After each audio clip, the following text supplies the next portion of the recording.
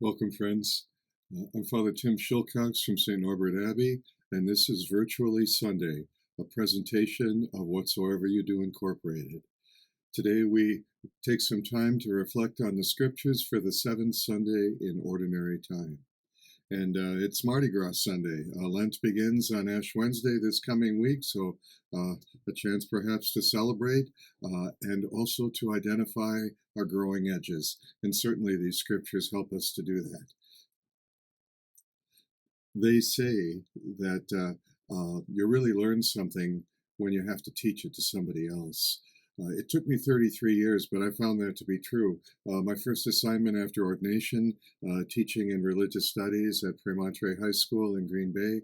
I had all the freshmen for an introductory course, all the juniors for scripture, and a couple sections of seniors for a prayer and reflective living course.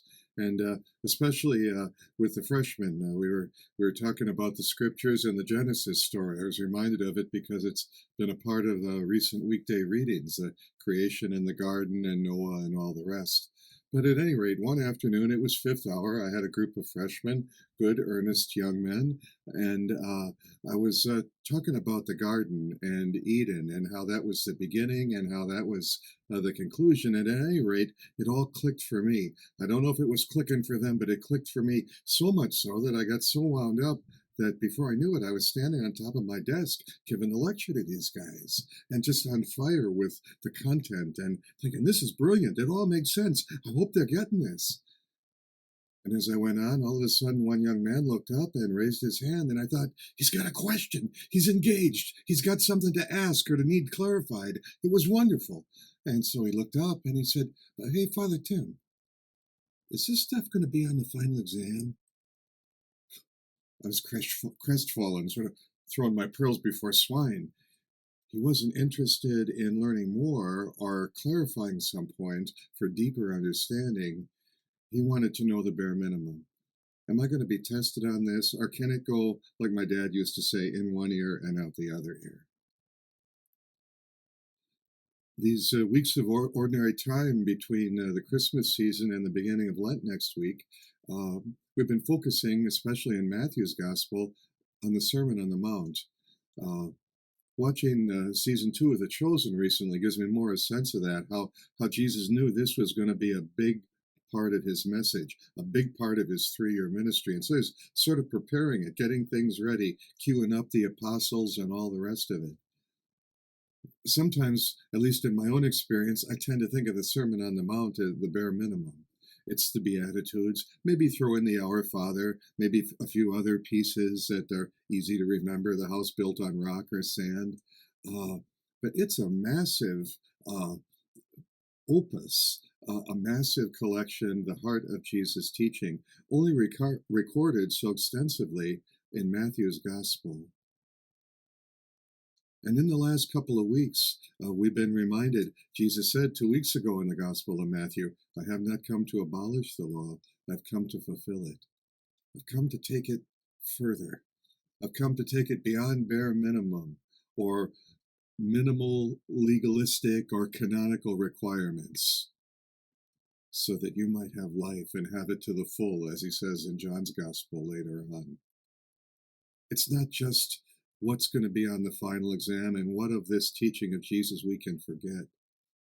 It's asking more and more and more of us. It's asking all of us everything, just like Jesus emptied himself and gave everything for the glory of God and for the complete healing, the salvation of the people whom he loves so much. So look at today's gospel passage from Matthew. It's taken from the Sermon on the Mount, moving ahead. He's looking at the Old Testament sense of justice, really in a very narrow and human form. You have heard it said, an eye for an eye and a tooth for a tooth. But I say to you, offer no resistance to injury. Turn the other cheek.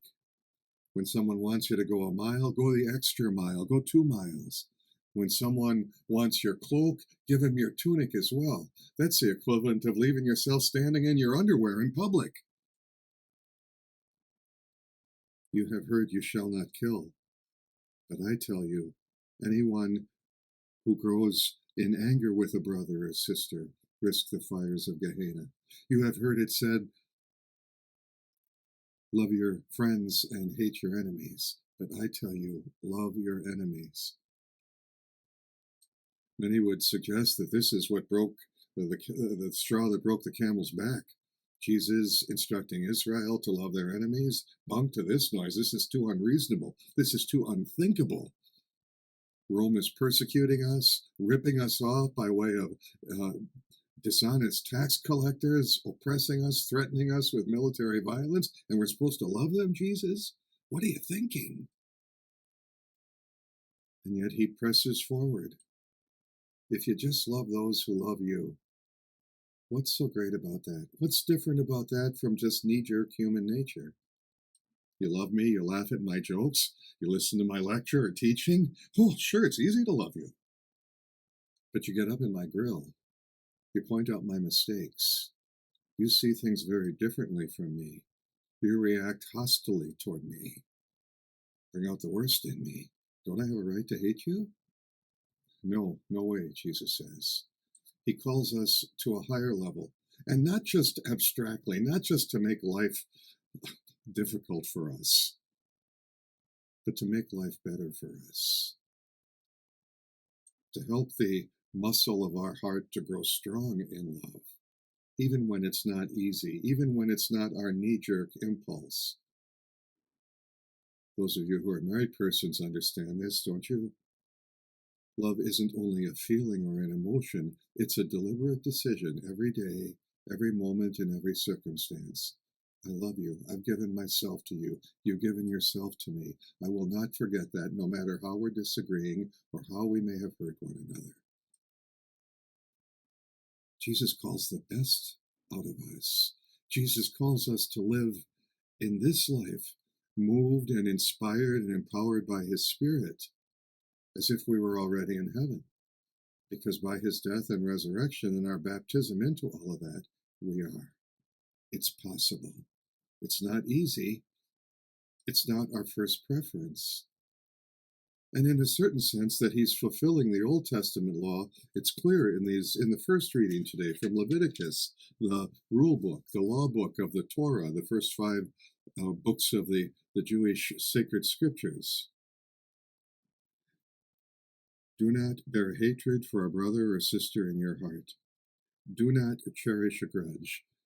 Be holy, says the Almighty, for I, the Lord your God, am holy. We're not called to minimalism, brothers and sisters.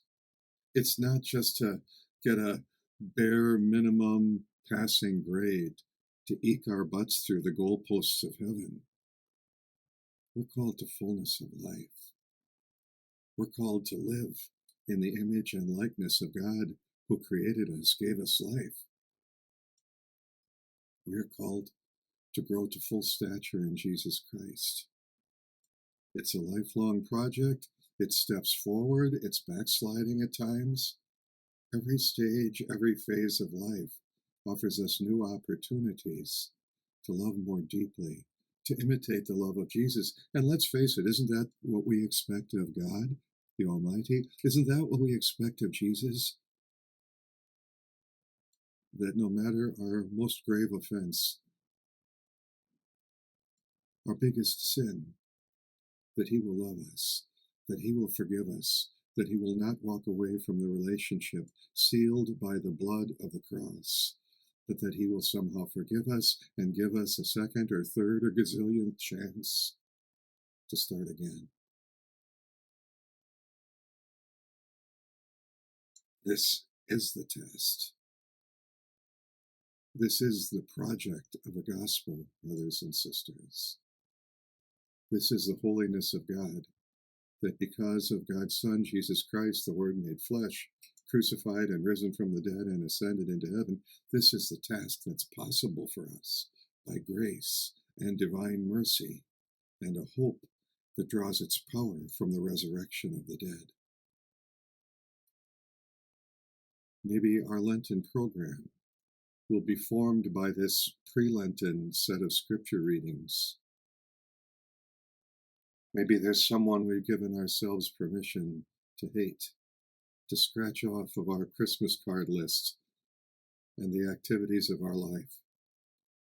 Maybe for the sake of a profound hurt or disagreement. Perhaps to look during Lent with new eyes. Perhaps simply just every day to offer a prayer for that person. God, help me to see them as you see them.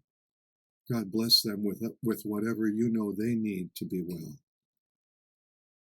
God, help me to forgive them as you have forgiven me. And in terms of our generosity, of offering our cloak or our tunic, in terms of going the extra mile, perhaps there's someone whose immense need scares us. We don't want to get involved. We don't want to have that project along with everything else on our agenda. Perhaps to walk an extra mile or two, to even deliberately reach out before they do. How are you doing? Do you have time for a cup of coffee? Could we talk? Is there anything you need that I can provide? Or even just to say, I'm praying for you. I'm thinking of you. God bless you. It's not just about scoring a 65 or a 66% so we can get a pass into heaven, brothers and sisters. It's about seizing even now, because of the death and resurrection of Jesus, the fullness of life in him for earth and for heaven. Enjoy a bit of Mardi Gras, okay? And buckle up for the best Lent ever as we embrace the tough parts of the gospel, the Sermon on the Mount, and as we do so gladly. God bless.